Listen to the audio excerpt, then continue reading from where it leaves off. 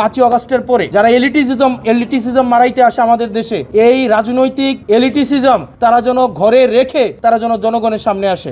আব্দুল আওয়াল মিন্টুদের মতো যারা বিদেশে টাকা পাচার করে, শেখ রেহানার সাথে যারা বিজনেস করে, এই তাদের পলিটিক্যাল এলিটিসিজম যখন মারাইতে আসবে, আমাদের এই সিভিলিয়ানদেরকে যখন বলবে আমরা হচ্ছি ব্লাডি সিটিজেন, সেটা হচ্ছে প্রত্যেকটা নাগরিককে, যারা ভোটার রয়েছে তাদের প্রত্যেকের মানহানি করে। দ্বৈত নাগরিকত্বের বিষয়ে যে যারা দেখা গিয়েছে বাংলাদেশের একটা অংশ আছে যারা হচ্ছে শুধু নির্বাচনের আগেই, একটা কথা আছে না যে ভ্রমণ ঘুরে ঘুরে নতুন বেশে নির্বাচনের কমিশনের কাছে এসে শুধুমাত্র নির্বাচনের সময় আমরা আসি, এসে দেখা যায় যদি নির্বাচনে জিতে যাই তখন দেখা যায় আমাদের যেই ডুয়েল সিটিজেনশিপ যেটা থাকে সেটাকে আমরা প্রত্যাহার করি, আর যদি হেরে যাই আবার হচ্ছে আমরা আমাদের স্বস্থানে বেগমপাড়ায় ফিরে যাই।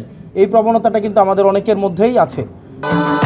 ভবিষ্যৎ হোক নিরাপদ, বিনিয়োগ হোক বিশ্বস্ত, আর আমার পছন্দ সল্ট বে। ওয়েলকাম টু সল্ট বে। ঠিক এই দ্বৈত নাগরিকত্বের বিষয়ে এই কমিশনের সামনে যত লয়ার্স ছিলেন, আমাদের বিজ্ঞ আইনজীবীরা সবাই নিজেদের মধ্যে আলোচনা করছিলেন, কমিশনে সাবমিশন রাখছিলেন, সবাই একটা একাডেমিক সুন্দর ডিসকাশন করছিলেন। প্রত্যেকটা আইনজীবী তারা তাদের মতামত দিচ্ছিলেন এবং কমিশন সেগুলিকে গ্রহণ করছিলেন। অত্যন্ত দুঃখজনক বিষয় হচ্ছে কমিশন এবং প্রত্যেকটা আইনজীবী যখন একটা অত্যন্ত একাডেমিক পরিবেশে তাদের সাবমিশনগুলো রাখছিলেন, ঠিক সেই সময়ে আলোচনা শেষে আব্দুল আওয়াল মিন্টু এক আইনজীবীর কাছে তেরে আসেন, জহিরুল ইসলাম মুসার দিকে তেরে আসেন, তেরে উনাকে ব্লাডি সিটিজেন হিসেবে উনাকে বলেন যে উনি একটা ব্লাডি সিটিজেন এবং উনি হচ্ছেন এলিট ব্রিড। উনি এলিট ব্রিড। আর দ্বৈত নাগরিকত্বের বিষয়ে স্ট্রিক্ট অবস্থান রাখার জন্য কমিশনে যারা হচ্ছে সাবমিশন দিচ্ছিলেন সেই সব আইনজীবীদেরকে উনি বলছিলেন উনারা হচ্ছেন ব্লাডি সিটিজেন। তো সেই জায়গাটিতে আমরা প্রতিবাদ করি। দেখা যায় সেখানে আব্দুল আওয়াল মিন্টু আইনজীবীদের উপরে তেরে আসেন, ভার্বালি অ্যাবিউজ করেন এবং দেখা যায় তাদেরকে বিভিন্ন গালাগালি করেন। আমি সেটিতে প্রতিবাদ করি এবং প্রতিবাদকালীন আব্দুল আওয়াল মিন্টু সাহেবের ছেলে জনাব তাবিত আওয়াল উনি ওনার বাবাকে কমিশন থেকে নিয়ে যান এবং এই বিষয়টি নিয়ে আমরা হচ্ছে কমিশনের দৃষ্টি আকর্ষণ করি যে কমিশনের ভিতরে দেখা যায় কিছু কিছু প্রার্থী আছে এভাবে আইনজীবীদের বিরুদ্ধে তেরে আসে, আবার কিছু কিছু প্রার্থী আছে যারা কমিশনের বাইরে অন্য প্রার্থীদেরকে পিটাতে থাকে। এখন কমিশনের সামনে যদি এই ধরনের অবস্থা চলতে থাকে, কমিশনের ভিতরে যদি এই অবস্থা চলতে থাকে, যারা নির্বাচন করে তাদের নিরাপত্তার আসলে কি হবে?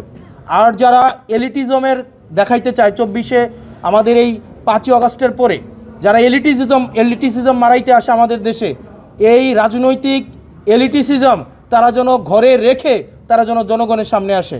আপনি জনগণকে ব্লাডি সিটিজেন বলবেন, আবার ভোটের জন্য এই ব্লাডি সিটিজেনের কাছে যাবেন, এই ধরনের দ্বিচারিতা আমরা জনগণ সহ্য করব না। সকল ধরনের পলিটিক্যাল এলিটিসিজম 5ই আগস্টের পরে আমাদের 24 পরবর্তী বাংলাদেশে এই পলিটিক্যাল এলিটিসিজমের বিরুদ্ধে আমাদের এই লড়াইটা ছিল।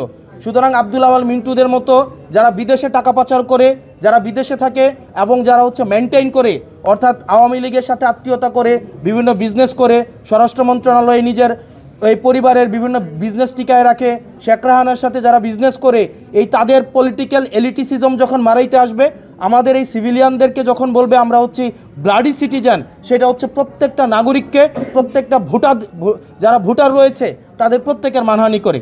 এবং সেটির জন্য আমরা কমিশনের দৃষ্টি আকর্ষণ করেছি যে কমিশন যেন তাকে ওয়ার্নিং দেয় এবং এই ধরনের আচরণের জন্য পুনরাবৃত্তি না ঘটে।